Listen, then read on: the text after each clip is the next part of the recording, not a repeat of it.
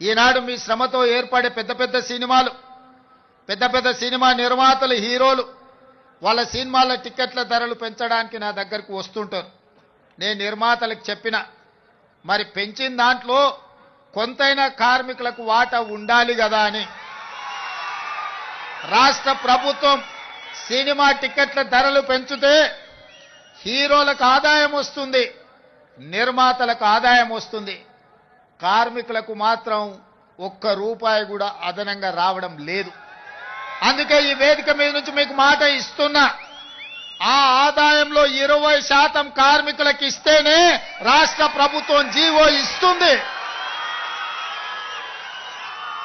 మీ శ్రమతో సంపాదించే ప్రతి రూపాయిలో మీకు వాటా ఉండాలి, మీకు భాగస్వామ్యం ఉండాలి.